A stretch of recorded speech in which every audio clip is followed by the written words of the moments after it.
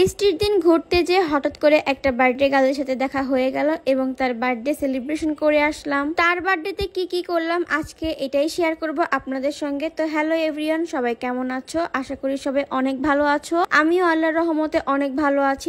এই ভিডিওর ফার্স্ট পার্টে বলেছিলাম যে এটার সেকেন্ড পার্ট আপলোড করব এবং সেকেন্ড পার্টে অনেক বেশি মজা আছে, তোমরা দেখলেই বুঝতে পারবা। তো এর জন্যই চলে আসলাম সেকেন্ড পার্টটা শেয়ার করার জন্য। তো এইখান থেকে আমি হেঁটে হেঁটে সামনে যাচ্ছিলাম, দেন হচ্ছে একটু ঢং করতে যা মাথায় বাড়ি খাইছি। যাই হোক, কোনো বিষয় না। তারপরে হচ্ছে কিউট ভাইয়ের সাথে দেখা হয়ে গেল, সে সেলফি নিল। দেন হচ্ছে আরো একটা ভাইয়ের সাথে দেখা হয়ে গেল, সেও ছবি নিল। এরপরে আমরা তিনটা একসঙ্গে একটু মজা করতেছিলাম, হাসাহাসি করতেছিলাম। দেন হচ্ছে আমি একটু ভিউ নিলাম, আর ওই কর্নার ওই আপুগুলো হাই দিচ্ছিল, আমি তখন খেয়াল করি নাই। দেন পরে বুঝতে পারছি, আর আমি এদিকে আয়েশাকে হাই দিলাম, বাট আয়েশার কোনো খবরই নাই, ও অন্যের রাজ্যে চলে গেছে। তারপরে হচ্ছে আপুরা এসে আমাদের ডেকে নিয়ে গেল যে আপু আমি কেক কাটবো, তোমরা একটু আসো সেলিব্রেশন করো। দিন হচ্ছে যায় বসলাম। বসার পর আপুর সঙ্গে অনেক কথা বললাম। আপু বলতেছিল সে নাকি হচ্ছে নতুন একটা পেজ খুলছে, তো সেই পেজে নাকি আজকের এই ভিডিওগুলো আপলোড করবে। তো এগুলো নিয়ে কথা বলতেছিলাম। তার আগে চলো তোমাদের সঙ্গে একটা স্কিন কেয়ার শেয়ার করি। হ্যালো সবাইকে,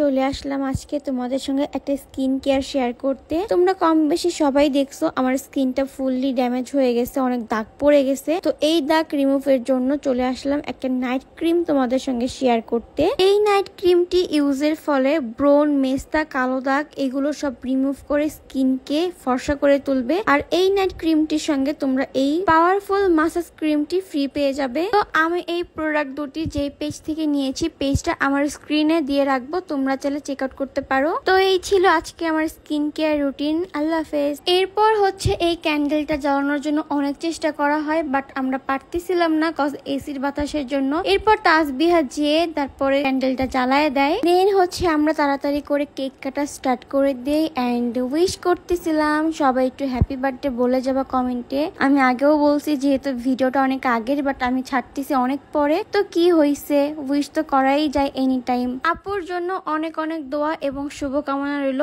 আপু যেন আপুর লাইফে অনেক বড় কিছু করতে পারে। আরো একটা কথা শেয়ার করি, যখন ক্যান্ডেলটা জ্বালানো হয় তখন আয়েশার শাড়িতে হচ্ছে একটু আগুন পড়ে যায়, এটা আমরা স্কিপ করছি, আমি ব্লগের মধ্যে দিলাম না কারণ অনেক ধরনের সমস্যা হইতে পারে যার জন্য। তো যাই হোক, তারপরে সব আপুদেরকে খাওয়াই দিচ্ছিলাম, আর লাস্টের আপুকে আমি একটা চকলেট দিছি।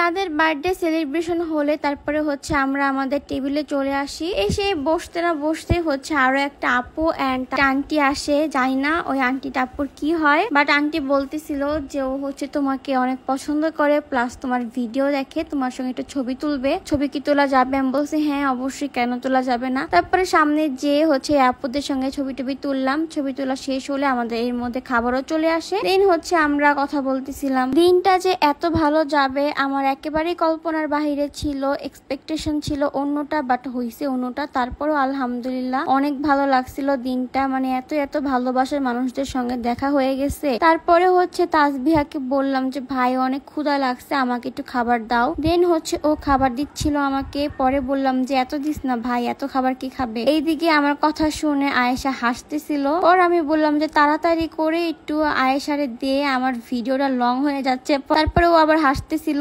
এই মেয়েটা হয়েছে প্রত্যেকটা কাজে অনেক লেজি, মানে অনেক আস্তে ধীরে তারপরে কাজ করে, তাড়াতাড়ি কোনো কাজও করতে পারে না। আর যেই কোনো কাজ করুক বা না করুক ওই জিনিসটা নষ্ট করে ফেলবে, ওর হাত থেকে পড়ে যাবে, না তো ভেঙে ফেলবে, মানে কিছু না কিছু করবেই। আর এই সাইড থেকে আয়েশা কি বলে শুনেন।